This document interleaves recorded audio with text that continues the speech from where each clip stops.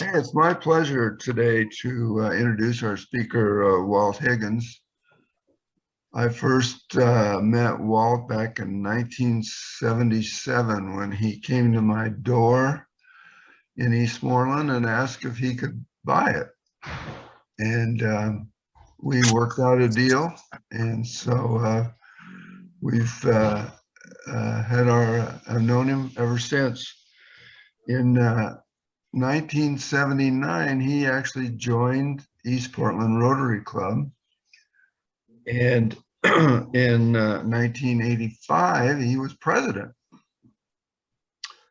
In 1986, he sponsored me to join the club, and I'm sure you're all eternally grateful for that. He left the club in 1991 to go to, I believe it was to Kentucky for a job. But last year, I was pleased to be able to sponsor him to come back into our club. So Walt is a graduate of the U.S. Naval Academy. His degree was in nuclear science. He then became a naval officer in the nuclear submarine corps, and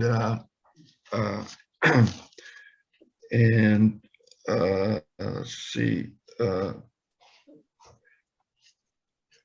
Since leaving the Navy, he's been executive in many power companies around the country.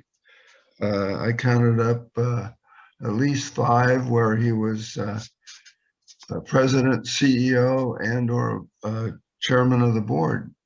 They include companies in Nevada, Atlanta, New Jersey, Bermuda, and Puerto Rico. So without further ado, Walt, I look forward to your presentation. Georgia, Puerto Rico, Nevada, Bermuda, but not Montana. So today, I'm going to speak a bit about, and Jeff Spear suggested this conversation, and he also suggested that the club would be interested in hearing about the future of nuclear power. And I'm also working to arrange that. I've got a couple of experts that I could bring in for that, but it's more challenging to get some of these folks who would have to travel from New York or Washington, D.C. to come for, let's say, 40 people. I really am going to try to work that with the Portland Club and see if we can't get a pretty good crowd sometime and have a couple of world, or US-wide experts. So bear with me on the future of nuclear power. I'm going to talk about 5 quick things today, and I'm happy to answer any questions or respond to any comments you may wish to make. I'm going to talk a little about Puerto Rico. I had an interesting experience there. A little about the California wildfire situation. I'm the chairman of the board of a little consulting company that is the leading inspector of what's going on in California on behalf of the courts and the governor, so I have some knowledge of that. I'm going to talk a little about renewable energy and what's going on there and what you might expect. I'll say a word or two about the future of nuclear, but kind of overhang the market for a future conversation. And I'll talk a little about electric cars, of which I'm a big fan. And by the way, they announced a new Prius this morning. And if you like Priuses, I think you'll like the new one. It looks really nice and has more power, so that's good. What really happened in Puerto Rico? I'll start there. You all know about Hurricane Maria and the disaster that was Puerto Rico starting in 2017. I was hired in March of 2018 because they were in such a quagmire that it wasn't clear they'd ever get out of it. But basically, by the time I arrived in 2018, I think about 30 or 40% of the customers in Puerto Rico had power back, and that's almost 5 months after the hurricane. You know, there was a hurricane. It was a Cat 5 hurricane, Maria, and it was a bad hurricane. Make no mistake about that.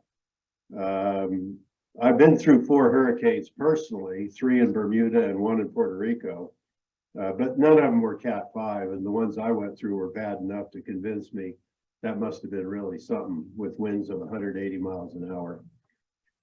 Here's a few facts about Puerto Rico that probably bear on what really happened down there. Number one, in Puerto Rico, and I lived there for 4 months, so I'm certainly not an expert, but I was in a position where I got to see an awful lot of both the good and the bad. In Puerto Rico, everything is political. It doesn't matter what it is, it's politics and political. And the politics are nasty, and they're fanned by 15 newspapers, 40 radio stations, 1,000 blogs. It's unbelievable what goes on politically in Puerto Rico. And they're not Democrats and Republicans. They're either pro-statehood or pro-Commonwealth status, with a very small number of outliers who are pro-independence. They're the ones that shot up the US Senate, I think it was, about 50 years ago. And there's a lot of corruption in Puerto Rico. That's the fairest thing to say. Just in the last year, a number of people have been charged, removed from office, that are mayors and city council persons, and the governor had to step down. And this is the governor that came in when the previous governor had to step down. So there's a lot of stuff that, you know, kind of defies imagination. The utility, and just bear with me on the name, the utility is called PREPA, P-R-E-P-A, Puerto Rico Electric Power Authority. In Spanish, it's AEE, okay? The reason I say that is I'll refer to PREPA a few times. PREPA was in bankruptcy well before the hurricane. And it was still in bankruptcy when I left. And here we are 4 years later, it's still in bankruptcy. And so is the Commonwealth of Puerto Rico, the state, if you will, still in bankruptcy. They're in bankruptcy because they can't pay their bills. They have a huge civil service in the case of the government. The number of employees in the utility when I got there was about 6,000. They have 1.5 million customers, so it's about 3 times the size of PGE, to put that in perspective. But the reason they're still in bankruptcy is they're having trouble reaching any agreement with the creditors, the bondholders, about how much should be paid, both in terms of back interest, but also on the principal. Why was the electric utility in bankruptcy? And the plain and simple answer is, for many years, the politics of Puerto Rico, and that's why it's important to understand about the politics, were that it's very unpopular to raise the prices of electricity. It's unpopular everywhere, but because of the political nature of Puerto Rico and the fact that a governor has to get elected, and the governor appoints the executive director, the CEO of the utility, it was very common practice to do almost anything, right or wrong, to keep the rates down, especially as you led up to an election. And so they would do things, and you all will appreciate this, like they do a bond issue. Let's say that $1 billion bond issue, nominally to improve the system, to connect new customers, et cetera, but they wouldn't spend the money on any of that. They'd spend the money to pay operating expenses so that they could hold the rates down and not raise the rates. And as a result, over time, you built up this huge amount of debt in the utility and in the government of the island, 2 separate entities, but nonetheless, same problem. And then eventually you just can't service the debt. Sounds like the United States in some ways. Anyway, so that came home to roost for the utility, and the only way they could survive, and they're unwilling still to raise the rates today. I mean, it's a big problem there. Why did the hurricane hurt Puerto Rico so badly? That's another good question. Well, besides the fact that it was Cat 5 and almost nothing that is built to any codes in the United States, except the code for Cat 5 could survive a Cat 5 hurricane. It just won't. Whether it's the wind or the flooding or the flying debris, something will hurt almost every structure. Puerto Rico, you may not know, unlike what your probably vision of most Caribbean islands is very, very mountainous. It's essentially a huge set of mountains, and they go up to 4,000 or 5,000 feet. I don't know the exact height, surrounded by a small coastal plain, and all the people live mostly in the coastal plain. The big cities are all on the north side of the island, and the power plants, the important ones, are on the south side of the island. So to get the power from the power plants to the people, you got to go over the mountains because it costs way too much to go around. And as a result, the power lines go right over the top of the mountains. And when the hurricane hit, the wind's always worse up high than it is down low. It really knocked down the transmission system. Now, that by itself is bad, but it was made worse by the fact that they weren't spending the money they needed to spend for dozens of years on inspection and maintenance of the power line system. So the net result was things went down that shouldn't have gone down. All the wires were down. Most of the transmission towers were down. And once that happens, you're on a long, hard road to get power back.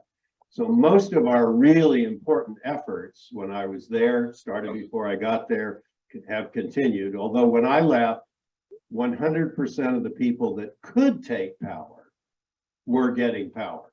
Now, could take power means you actually had a house or a business that could receive power, because you can't put power into something that's broken or completely knocked down. I would say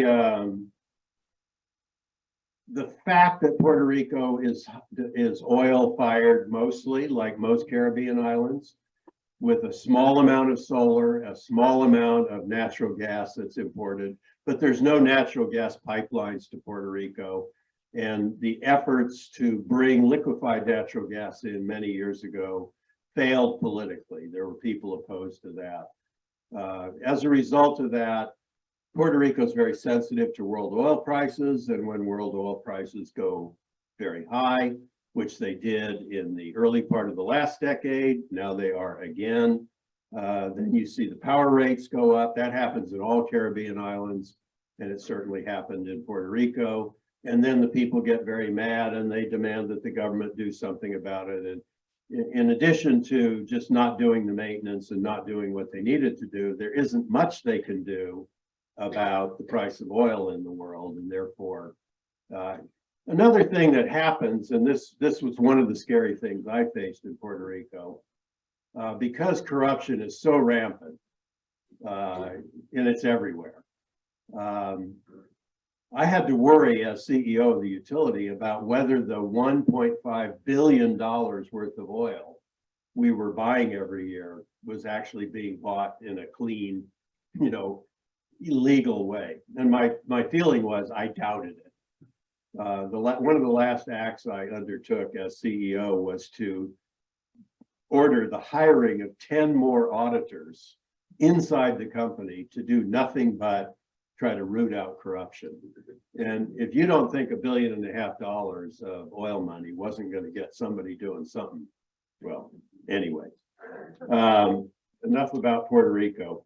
And by the way, they were out of power again right after this most recent hurricane. Oddly enough, this time, even though the transmission lines were damaged, it wasn't nearly as bad because a lot of work's been done to fix them. And at the end, if you're interested, I can talk about whitefish, but that's a different problem. But what happened this time was that the flooding, which is always an important part of every hurricane, if you get 35 inches of rain in a 24-hour period, that's a serious problem. I don't care where you are. And that was a big part of what hurt Puerto Rico following Hurricane Maria. And it's really what wiped out Puerto Rico this last time. The rain was terrible, even though the wind wasn't that much, because the hurricane was slow moving and really took a long time. So California wildfires, I'll come back and you can ask anything you want or make any comments you want. why are the California wildfires a bigger deal now, at least apparently, than they used to be? And I'll give you my opinion of that. And some of this is my speculation. Some of it is, I think, stuff you've certainly read. Maybe the most important piece of why the wildfires seem to be a bigger deal now, and we're getting them in Washington, Oregon, Idaho, down in the Southwest, certainly California and Nevada, is this sustained drought that we've seen, caused maybe by climate change, whatever it is. The sustained drought has really added to the fact that the forests are very, very subject to more burning and more extensive burning than they used to be. I think the next thing that's causing California to be particularly subject to this is what I would call, and this is an opinion, is years and years in the case of Pacific Gas and Electric, of not doing all the maintenance and tree trimming they should have been doing. You know about changing the oil in your car, right? If you miss an oil change, you don't change it twice to catch up. You just have the next oil change whenever it comes along. And the damage that's done by not doing an oil change is not necessarily immediately visible in your car. Over time, it will be visible if you regularly don't do it. Same thing's true with tree trimming and vegetation management in the utility. You can get away, as a rule, with not trimming the trees this year like you should have if you're on, let's say, a 3-year cycle. But if you do that too much and too long, and you go to the 5-year, 6-year cycle, eventually trees are going to get into the power lines, and eventually they're going to cause a fire of some sort. I also think a big factor in California about the fires and the, if you will, the effect or the damage they cause is a lot of people moving out from the urban areas and into forested areas. And that Paradise Fire that we had a few years ago is a good example of people living in places that are just inherently dangerous to live, even if there weren't a drought. Because if a fire ever starts in those kind of places, it's going to go wild. And it's very hard to get them out. Also, now Donald Trump said this, so it may not be true. Who knows? Forgive me for that. But when he and Gavin Newsom were debating one time, when he made a visit to California, Newsom was saying, I need your help. You know, you're not doing enough about forest fires and the damage. And Trump said to Newsom, maybe part of the problem is forest management, not just whether or not the federal government's there to help. Well, forest management is what you do to make sure a forest, when something does happen, is not going to turn into a conflagration or some terrible problem. And Oregonians know about this. You can't just let a forest go wild and then put out every fire that happens before it does anything, because fire is Mother Nature's way of clearing out the forest and clearing the underbrush and making sure that when a fire occurs, it doesn't have a lot of fuel to feed, doesn't turn into, you know, 1 million acres like the Dixie Fire right near my home in Reno. That kind of thing is forest management. And there's been too much of a move, some would say, in the last few decades to not do anything in the forest, declare them off limits, don't let any logging happen, don't let any forest clearing happen, don't let anybody go in there. And the net result of that is that when fires start, they are really bad now because they got lots of fuel and there's nothing to even slow them down. Finally, one reason that this has had such an effect on the utilities is a law in California, unlike most other places, which is called inverse condemnation. But the net effect of the law is that if your facilities as a utility started the fire, never mind whether people were doing things they shouldn't have done, never mind they're living in places they shouldn't live, you are responsible, or never mind whether the fire was fought effectively by whoever's going to fight the fire, you're responsible for all the damages. So if a PG&E facility starts a fire, then they're going to be responsible for the entirety of the natural resource damages, anything that happens to other people and so forth. So right now you have a situation that I think is untenable. The fires have put PG&E into bankruptcy. Some might say some of that's deserved based on their past lack of forest fire management, lack of inspection of their facilities. That sounds like Puerto Rico, doesn't it? Or the fact that maybe people are living where they shouldn't live, and there are going to be fires there. Renewables, a few comments about renewables. There's some feeling, maybe not in Oregon so much anymore, that electric utilities are opposed to renewables and opposed to solar and opposed to wind, which actually isn't true. Utilities are rather atheistic about this. They don't care what kind of power it is. Their job is to provide power to the grid and keep the lights on and keep power flowing to your house or business. Where it comes from, you know, what they try to do, right or wrong, is produce the power at the lowest long-term cost for the customers, because utilities hate having high prices, even though they'd rather have a high price than go broke, if you will. But the bottom line on renewables is they produce power, and the power that comes out of a renewable is every bit as good. There's some tension between utilities and private developers who would like to develop solar and wind and other things. And for some period of time, utilities weren't really allowed to do it, but they didn't want to anyway. But the net of the renewable debate really boils down to not all power plants are created equal. And this is a very important thing to remember when you hear what a utility is trying to do. A power plant produces two things.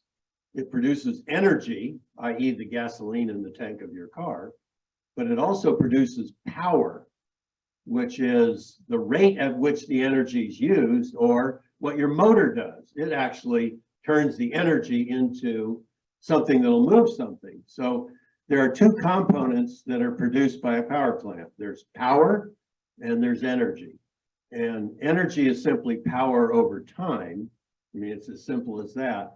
But a power plant that can't be counted on to be online 90, 95, 98% of the time isn't as valuable to the utility, and therefore one could argue to its customers, as a power plant that's only there when certain conditions exist, i.e. when the sun's shining or when the wind's blowing. And so utilities are naturally somewhat skeptical about claims that solar is cheaper or more expensive than some other form of power, if you take into account all the things that have to be done to keep the grid energized so you can turn your lights on when you want your lights. Namely, does a solar plant produce power and energy, or a wind plant? And the answer is yes, when the conditions are right. But a quote unquote nuclear plant or a coal plant or a natural gas plant, or most hydro plants, most of the time produce energy and power. They will give you power whenever you want it, and they will give you the energy that you need.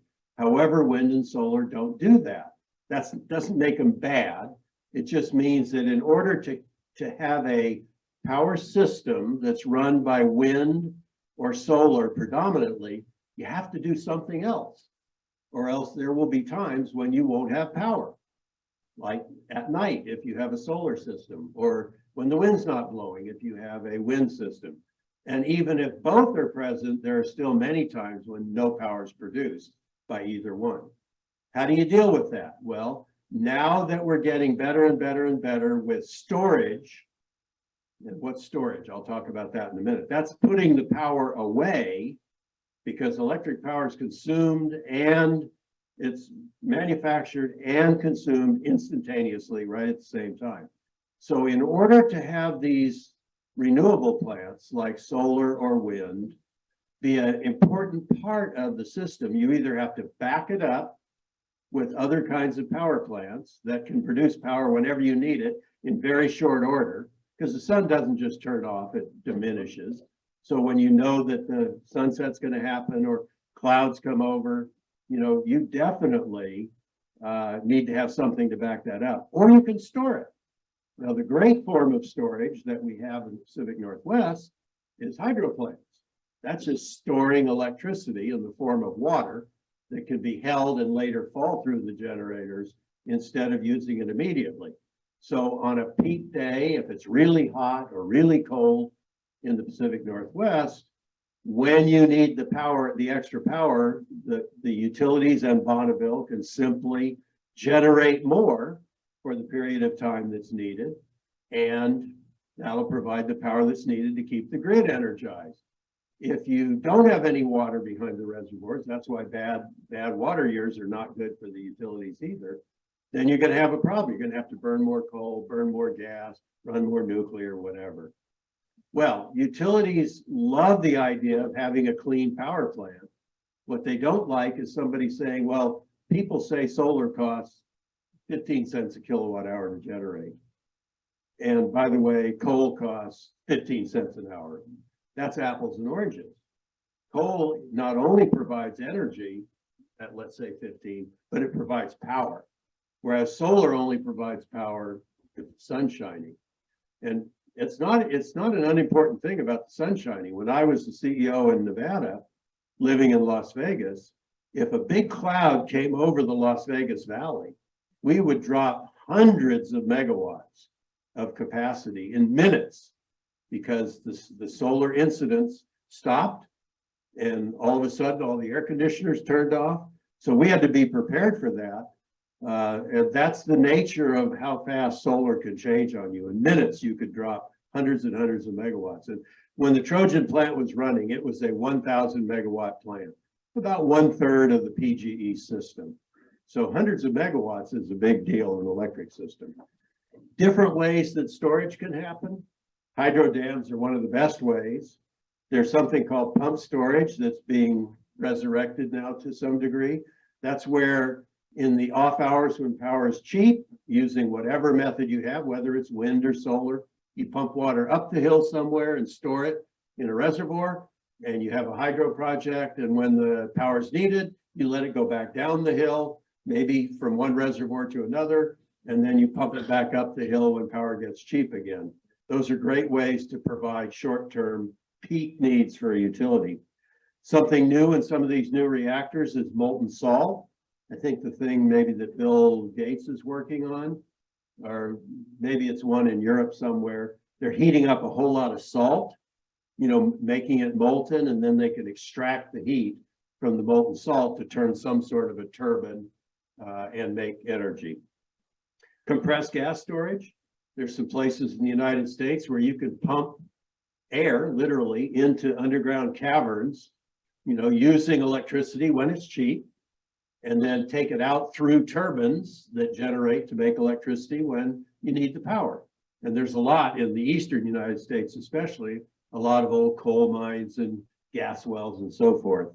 And then, believe it or not, natural gas stored in a liquefied natural gas state is very easy to power a combined cycle combustion turbine that can spin up in minutes, and you could have a little compact thing.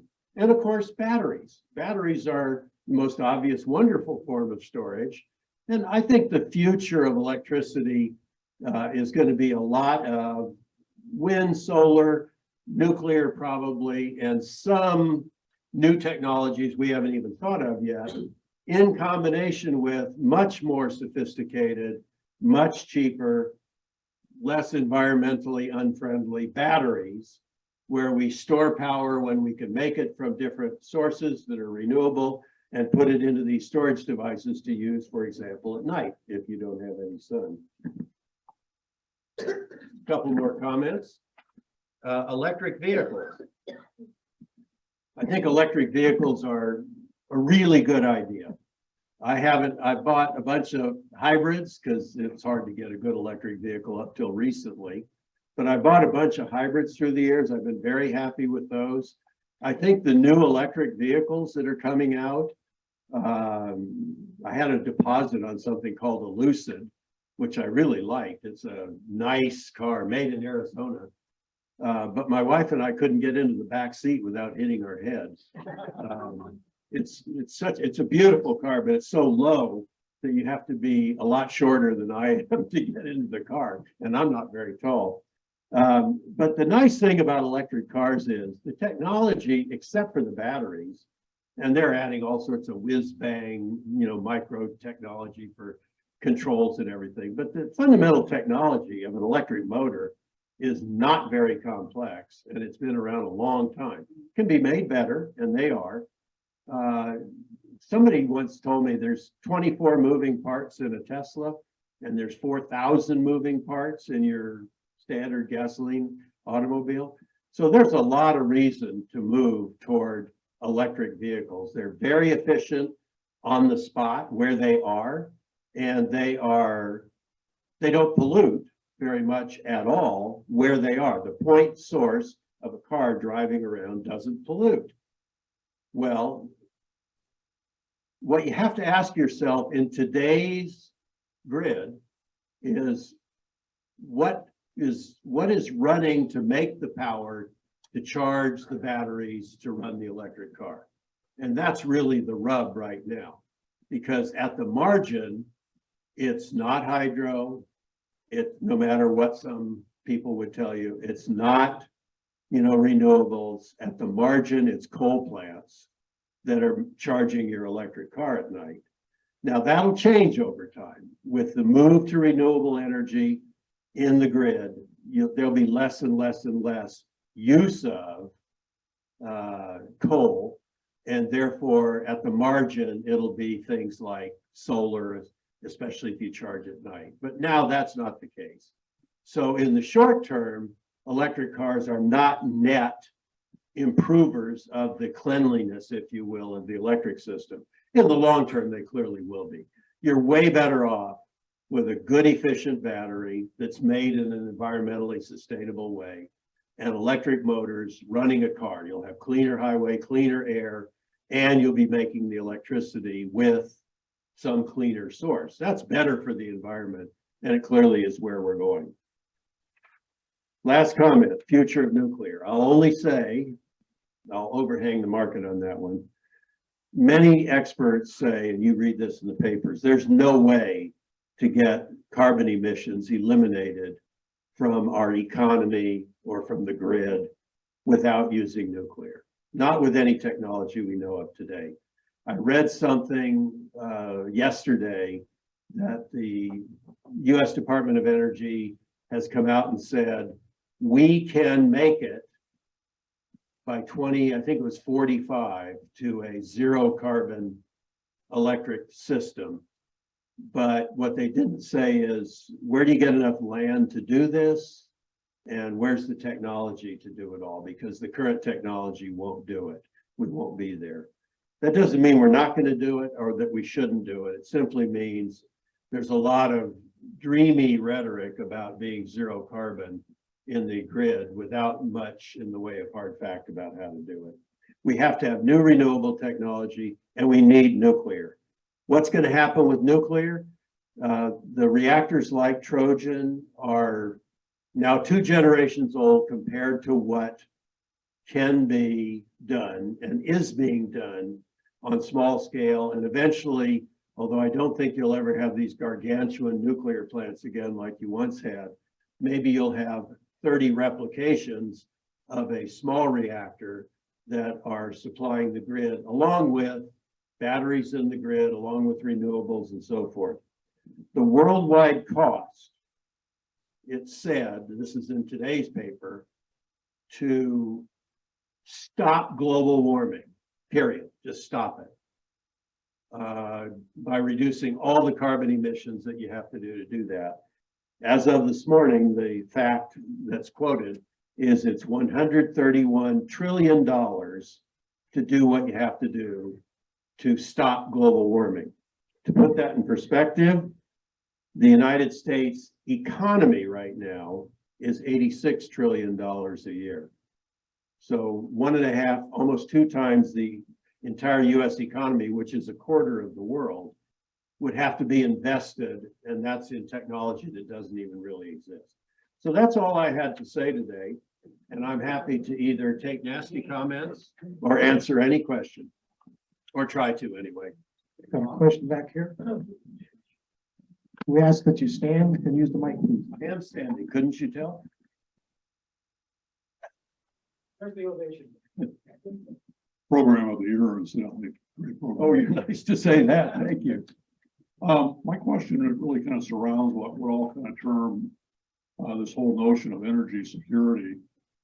And what I mean by that, I've read, for instance, that there's a lot of geopolitical competition, particularly with China, in harnessing these different areas that produce minerals such as nickel that goes into, I believe, battery production And lithium. and lithium. And just that whole subject in terms of just energy security around the world, if some of these resources are to be harnessed and controlled by bad actors or what have you, the case, and how that might impact our energy needs. I'm not an expert on energy security. It wouldn't even claim to be, but I have attended and listened to a number of presentations. And there's no question that there's competition in the world for call it rare earths or call it, metals and minerals that are important to newer technologies. We have plenty of oil and coal and natural gas in the United States. We wouldn't need to ask anybody for that if we were willing to exploit it. But some of the other things that you need, whether they're minerals or metals or whatever, aren't necessarily present in the US in the quantities needed. And just to put it in perspective, there's a project right now in Nevada, right outside Reno, where my home is, to mine lithium, which is desperately needed for batteries, the current technology. And the hue and cry against the mine is horrible. It's loud, it's noisy. I don't know whether the mine will get built. Maybe it's in the wrong place. I'm not arguing whether the people opposed to it are right or wrong, but they don't want the mine to be built. And, years and years ago, there was a proposal to build a hydro project on the Snake River. Some of you may remember this. I don't even remember the name of the project anymore. And the Snake River Canyon, as it flows between Idaho and Oregon, is a fairly deep canyon. And this was going to be a 500-foot tall dam and a 5,000-foot canyon. The environmentalists, in one of their first great victories, defeated that hydro project and the damming up of part of the Snake River up on the Idaho-Oregon border. I think it was the Hell's Canyon project. And whether that was right or wrong, you're going to run into that every time you try to exploit any mineral or any material that you need, because it's going to be somebody's issue. And that's happened in my life every single time, every project we ever tried to build. Please stand. I'm standing. Are you?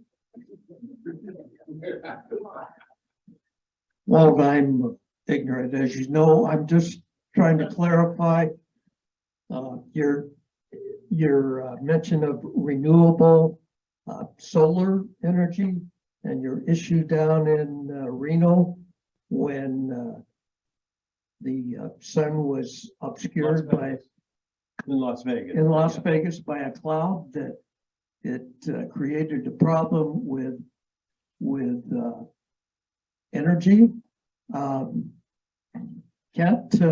Solar can be stored, isn't that correct? Only in batteries or other forms of storage, but there's no natural inherent storage in a solar system So, as it's practiced today. so the roofs that you see with solar panels and the panels you see on the earth and fields and things, they have the issue of storage, or There's no storage in those panels. They are photoelectric cells, and if there's sun shining on them, they will generate something. A little bit of sun will generate a little bit, a lot of sun at the right angle will generate a lot, but there's no storage. then how do you heat your house or cook your meals during the day, at night with the solar panels? You don't. You have to have some other way to do it. Okay. Now, you could have a storage system. Tesla has a thing they call a wall. Some of you may know the name of it. And I think it's a pretty cool system. You know, their solar system that's on the roof or in your yard will store power into some batteries that are in the power wall is what they call it. It's stored in the wall, you know, it's just hung on the wall of your house. That's why they call it that. It's not unlike your house becoming an electric car, except in the case of the electric car, it doesn't have the solar panels on the roof of the car. You know, you have to charge it from the grid, but your house could have solar panels on the roof, batteries on the wall. And if you are prudent about it or have enough batteries, you can power your house overnight. And that's what you have to do. And I think that's a great idea. If I had better solar incidents in my house in Nevada, which happens to be in the woods, not the woods that are going to burn, I hope, but we've been evacuated 3 times. But if we had better solar incidents, I'd have one of those systems in my house. Maybe one more question? One more question. If there is one. Mike, oh, sorry. Hi, I thought that if you put solar panels on your roof, that PGE or Pacific Power would buy your extra energy that you didn't use. And so do they buy it in the form of a battery, or how does it get to them? Power can go either way on a wire.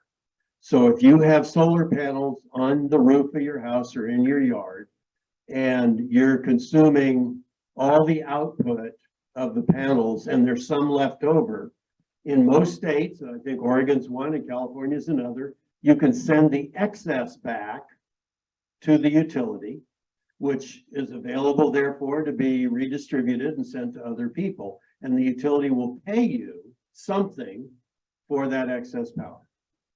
There's a debate about what they ought to pay, but there is definitely a way to do that. There's no storage involved in that. That's just power that's being created in the panel in excess of your need goes back to the grid. I didn't know it went both ways. Yeah, go, and there are 2 meters, one for the incoming and one for the outgoing, or that's a way to do it. Thank you.